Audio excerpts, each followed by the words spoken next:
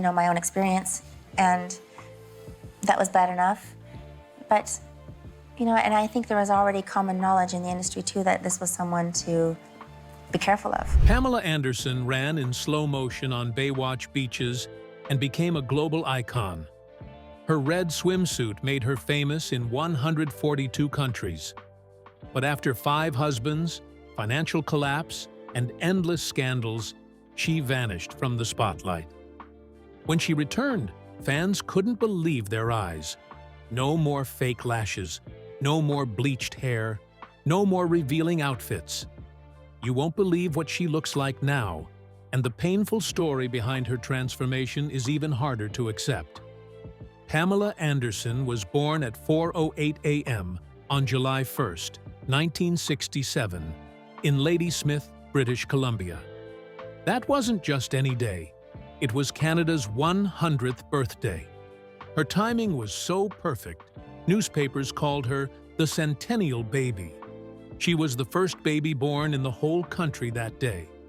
Her parents, Barry, a furnace repairman, and Carol, a waitress, were just an ordinary couple.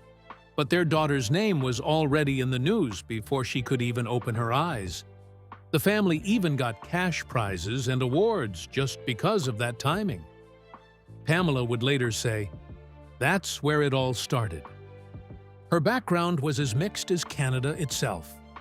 On one side, her great-grandfather Juho came from Saarijärvi, Finland, in 1908. When he got to Canada, he changed his name to Anderson, probably not knowing that it would one day be famous around the world. On the other side, Pamela's roots went through the Volga Germans, Mennonites, who had fled Russia to escape persecution. Her maternal grandmother, Rosie Friesen, was born in Manitoba, but came from those German-Russian communities. There were also traces of Irish, Northern Irish, and Scottish blood in the mix. Her heritage was a blend of struggle, movement, and survival. A perfect match for someone who'd later reinvent herself again and again. In 1971, her brother Jerry was born. Their family lived in a small shack in Ladysmith and later moved to a bigger house in Comox. But it wasn't always stable. Her parents had married young. Carol was 17, Barry was 19, and split up not long after. Money was tight. Sometimes the family lived on welfare. But even with the chaos, Pamela and Jerry were close. That bond stayed strong when both ended up in the entertainment industry. Jerry became an actor and producer. He even worked with his sister on films and shows. They sometimes walked red carpets together, side by side, proving their childhood never broke them. In high school, Pamela was the exact opposite of the image the world would later see. At Highland Secondary in Comox, from 1981 to 1985, she played sports. A lot of them. Volleyball, track, you name it. She was fast, flexible, and fearless. Kids called her Rubber Band. She wore braces. She wasn't confident about her body yet. Her dream, written in the yearbook, was simple and kind of silly: to be a California beach bum. No one, not even her, thought that would happen. Pamela Anderson didn't plan to become famous. In 1988, she left her small hometown on Vancouver Island and moved to the city of Vancouver. She was 21. She found work as a fitness instructor and at a tanning salon. It wasn't glamorous, but it paid the bills.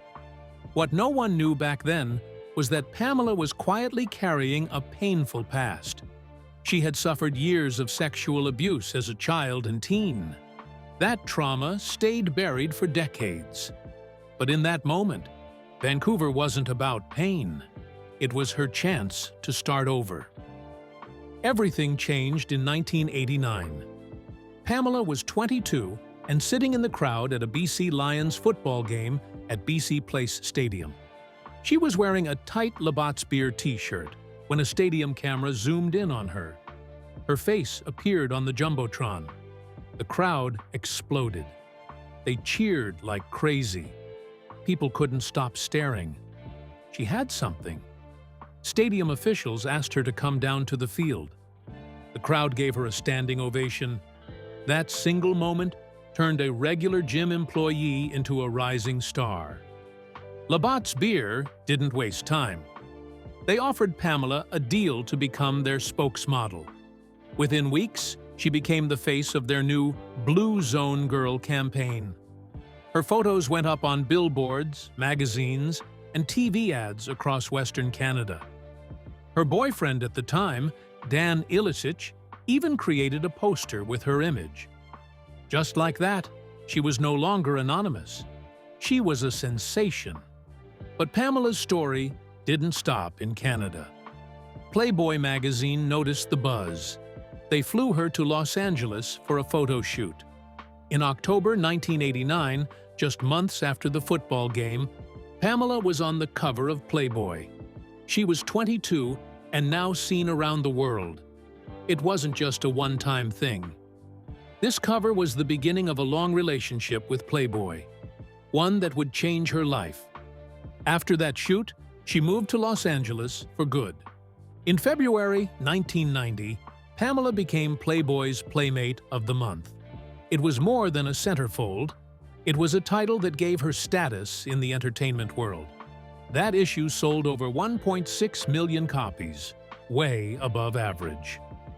Around the same time, she decided to get breast implants, going from a 34C to 34D. Later, she would increase again to 34DD. Her body became part of her brand. People didn't just notice her, they remembered her. Soon, Hollywood started calling. That same year, she landed her first acting role in a sitcom called Charles in Charge. She played a character named Chris. It was just a small guest spot, but it paid her $15,000. Huge money for a newcomer. That first Playboy shoot had been intense. She wore only a blazer, tie, and school hat. She was so nervous she vomited afterward. But she pushed through. That bravery opened doors. In 1991, Pamela got her big break. She was cast as Lisa on the hit show Home Improvement. She played the tool time girl, handing tools to Tim Allen and his co-host Al. It was supposed to be a background role. In fact, the producers had offered it first to Ashley Judd, who turned it down. Pamela stepped in and made it unforgettable. Viewers loved her. For 2 seasons, she brought charm and sex appeal to the show, and millions of Americans saw her every week. Even when she left the show, she came back later for a guest appearance, this time as a doctor. It was a nod to how far she'd come. When Baywatch got canceled in 1990 after just 1 season, no one thought it would come back, let alone become a global hit. But by 1991, it was reborn in syndication. Then, in 1992, Pamela Anderson joined the show. That's when everything changed. The moment she appeared as lifeguard C.J. Parker, the show exploded. Viewers couldn't get enough. By 1996, Baywatch wasn't just popular. It became the most watched show in the world. Every week, over 1.1 billion people tuned in. It aired in 142 countries, eventually reaching 148, and was translated into 44 languages. People from every corner of the world, except Antarctica, knew about it. And Anderson was the reason. She was more than a character. She became a brand. So important that international TV deals had Pamela clauses to guarantee her presence. Even though critics kept tearing the show apart, fans didn't care. They were hooked. Anderson became the face of a generation's idea of beauty. One red swimsuit and a slow-motion run on the beach turned her into a global icon. But being C.J. Parker wasn't easy. That body didn't maintain itself. Anderson stuck to a brutal workout schedule. At first, she did regular cardio and light toning.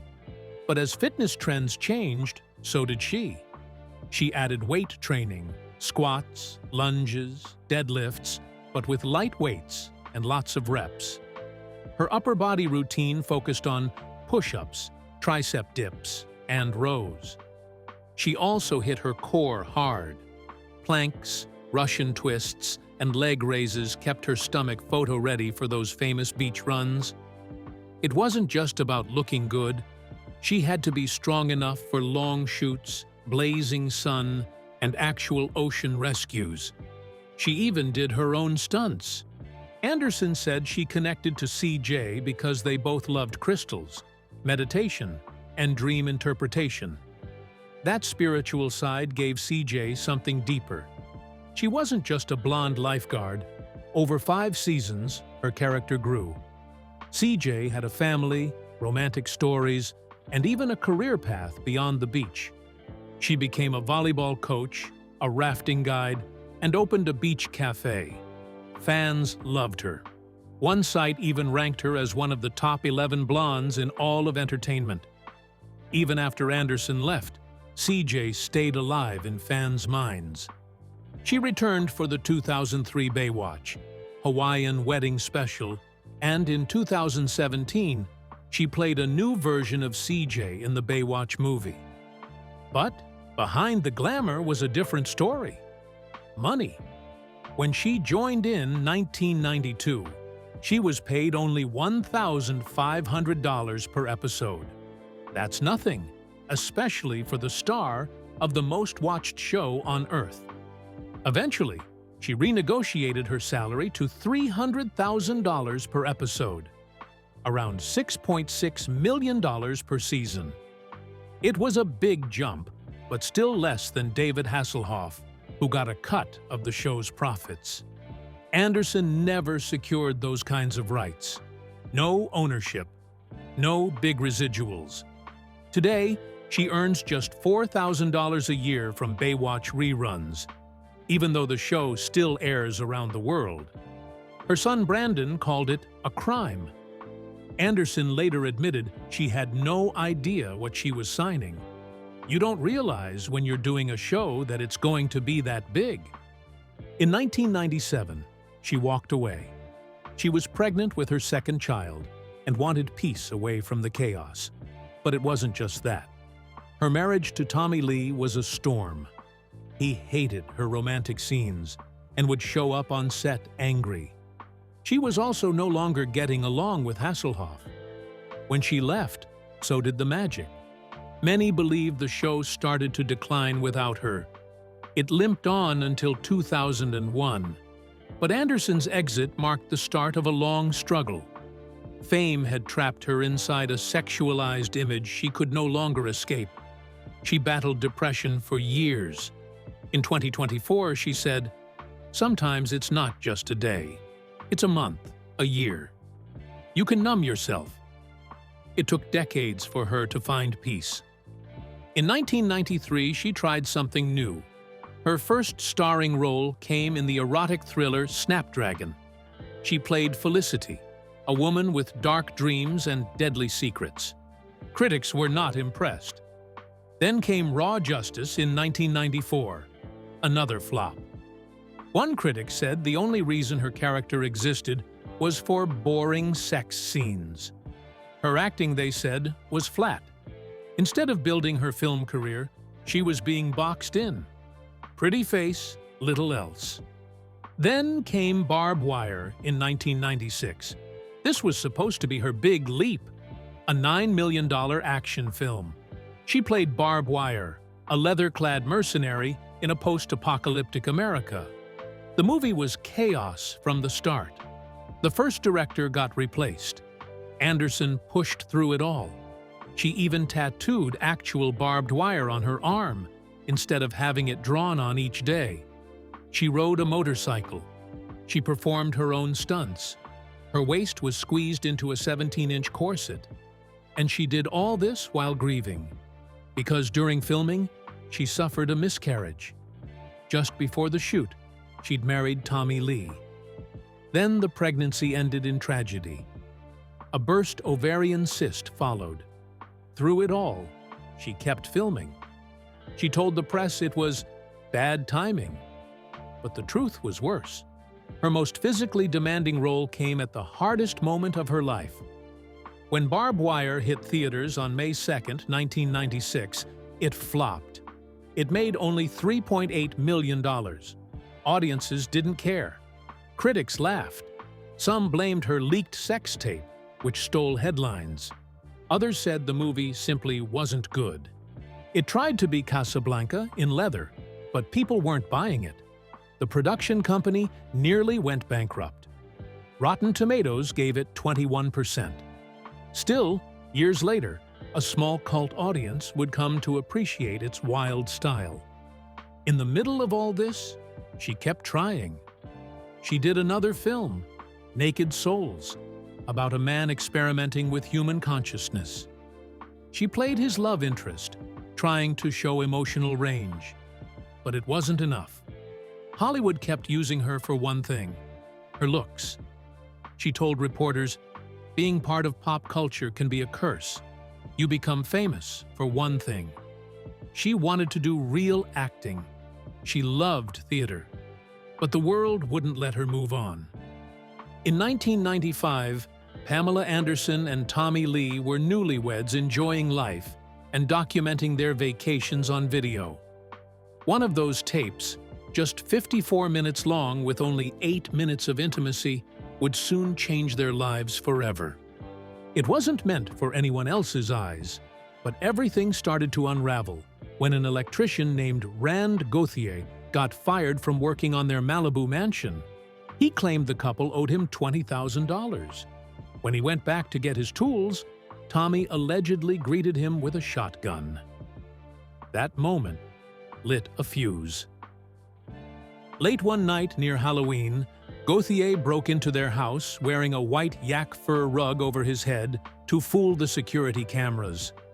He walked out with a massive safe. Inside was that infamous tape. Gauthier didn't just watch it.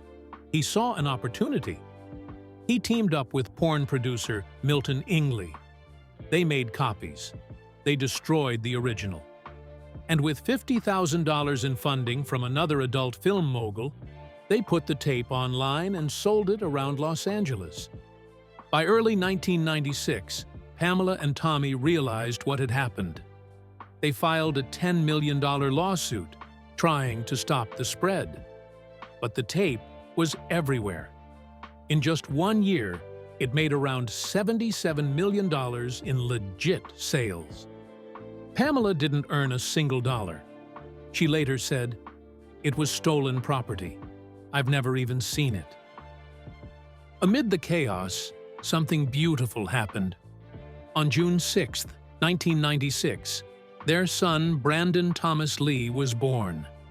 He arrived right in the middle of the scandal, as his parents were surrounded by lawsuits and cameras. But for a short while, he brought peace to their storm. They focused on family. They tried to shield him from the noise. Years later, Brandon made a name for himself. He acted in films like Cosmic Sin and Sierra Burgess is a Loser. He walked runways for Dolce & Gabbana and built a social media following of over 440,000. He also produced a Netflix documentary about his mother in 2023 and helped create Pamela's Garden of Eden. He wasn't just famous for his last name, he created something of his own. Then came Dylan Jagger Lee. Born on December 29, 1997, he arrived just 7 weeks before everything shattered. Tension in the household had reached a breaking point. Dylan's birth should have been a joyful moment, but instead, it came just before violence would end the marriage for good. Like his brother, Dylan forged his own path. He stepped into fashion and music. In 2016, he walked the Saint Laurent runway and later modeled for brands like Coach, Hugo Boss, and Armani Exchange. His face appeared in GQ, Vogue, and more. Musically, he joined the band Midnight Kids and released an EP called The Lost Youth in 2020. By 2021, he stepped away to pursue a new sound. He didn't want to live in his parents' shadows. He wanted to build something original. But just as Dylan was starting life, everything fell apart. On February 24th, 1998, Tommy attacked Pamela while she was holding their baby. He demanded she stop her parents from visiting. When she refused, things turned violent. She suffered bruises and a torn fingernail. He was arrested immediately. The charges included spousal abuse, child abuse, and illegal firearm possession. 2 days later, Pamela filed for divorce. On April 8th, Tommy pleaded no contest to felony spousal battery. On May 20th, he was sentenced to 6 months in jail, 200 hours of community service, and was ordered to pay over $6,000 to women's shelters and victims programs. He wasn't allowed near Pamela. She later called it the hardest, lowest, most difficult point of her life. But she also said she was forever grateful because he was the father of her children. As the dust settled, Pamela tried to move forward. In September 1998, she returned to TV with VIP, a wild action comedy where she played Valerie Irons, a hot dog stand worker mistaken for a bodyguard. The show was absurd and fun. She didn't have fighting skills, but she always saved the day. The show lasted 4 seasons and 88 episodes. Big stars like Jay Leno and Stone Cold Steve Austin made cameos. Pamela didn't just star in it, she co-created it. Then, in April 1999, she made a shocking announcement. She had her famous breast implants removed. At 31, she said it was a personal decision. One of the implants had started leaking. At the time, she was still on VIP and at the peak of her fame. Her natural look didn't last long, though. By 2004, she had new implants, even larger than before. She said she just didn't feel like herself without them. From 1998 to 2006, Pamela kept pushing herself into new roles. She voiced a superhero stripper in Stripperella, a cartoon created by Stan Lee. In Stacked, she played a party girl who works in a bookstore. She even showed up in Scary Movie 3 and reprised her Baywatch role in a reunion movie. But her most talked-about cameo came in 2006, Borat. Playing herself, she became the final target of a fictional Kazakh journalist obsessed with her from watching old Baywatch episodes. It was absurd and unforgettable. While the world focused on her looks, Pamela was quietly building a business empire. She became the most featured Playboy cover model ever, with appearances stretching across decades. She wrote 2 novels, Star and Starstruck, loosely based on her life. She even turned VIP into a PlayStation video game. In 2001, she starred in a popular Miller Lite commercial. She was no longer just a face on a poster. She was making business moves behind the scenes. Pamela Anderson met Kid Rock in April 2001 backstage at a VH1 tribute for Aretha Franklin. Just a year later, on April 11, 2002, he proposed to her in Las Vegas. It looked like love was moving fast, but things crashed quickly. By June 2003, they had called off the engagement. Kid Rock cut off all contact. He later said it was partly because she preferred Malibu over his home in Michigan. Then, 3 years passed. In July 2006, they randomly ran into each other on a friend's yacht in Saint-Tropez. Sparks flew again. Kid Rock later said, "Let's just fucking get married and get it over with." And they did. First on July 29th on that same yacht. Anderson in a white bikini, Rock shirtless in a fedora. Then again on August 3rd at a Beverly Hills courthouse. And once more on August 17th at a Nashville bar, where he sang to her. But the honeymoon didn't last. Just 4 months later, on November 27, 2006, they both filed for divorce. Anderson said a short scene in the movie Borat triggered their final split. Soon after, she found herself in another wild chapter, this time with Rick Salomon. They married during a break in her Las Vegas magic show on October 6, 2007. 10 weeks later, it was over. She filed for divorce on December 14th, but just 2 days later, they were seen shopping together. It seemed like they were back on. Then both filed for an annulment, citing fraud. It was granted in March 2008. 6 years later, they were back again. In January 2014, Anderson told Ellen DeGeneres that they were more than friends. She called him her best friend with benefits. They married quietly soon after. Anderson confirmed it at a charity event, flashing her new ring. But by July 2014, it was falling apart again. She filed for divorce, and he tried for another annulment. The legal mess ended on April 29, 2015. He paid her a $1 million settlement. Years later, Anderson shared something shocking in her Netflix documentary. She said she found a crack pipe hidden in their Christmas tree. Who else would have a crack pipe in the Christmas tree? It wasn't me. Salomon denied it, saying, "I smoked crack for 25 fucking years, but the crack pipe in the Christmas tree was 1000% not mine." Then came Adil Ramy, a French soccer star. He was 31. Anderson was 49. They began dating in early 2017 and kept things quiet for a while. She supported him during the 2018 World Cup, where France took home the trophy. The romance lasted about 2 years. Ramy even proposed. Anderson turned him down. In June 2019, she accused him of cheating with his ex, the mother of his twins, and claimed he was living a double life. "The last 2 years of my life have been a big lie," she wrote online. Things got darker. She said he was violent. "He threw me around by my hair," she claimed, "and crushed both my hands." Ramy denied everything. He said he was shocked and that the abuse claims were completely false. While all this unfolded, Anderson's finances were crashing. In the late 2000s, her $70 million fortune shrank to just $5 million. In 2009, she was hit with a $1.7 million tax lien.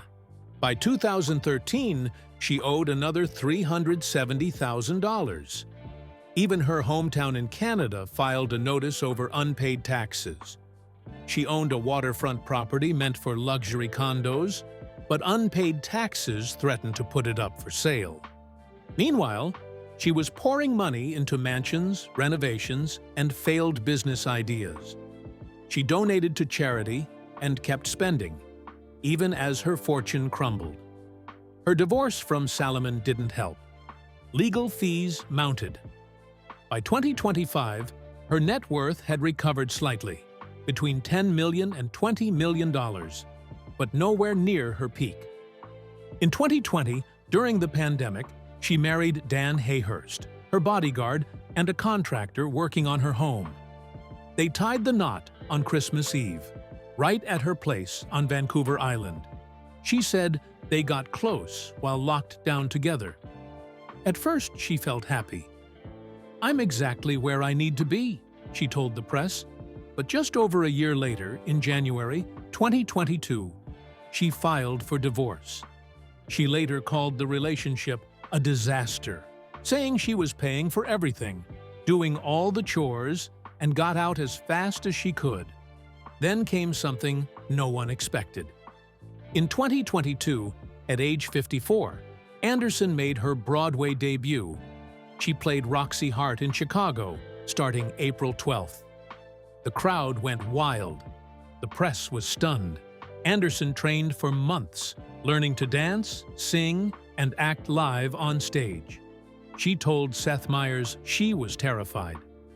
"I didn't know if I could sing or dance or act, but I just dove in." The 8-week run changed her life. She started to believe in herself again. In January 2023, Anderson took back control of her story. She released her memoir, Love, Pamela, and a Netflix documentary, Pamela, a love story. She wrote the book herself, no ghostwriter.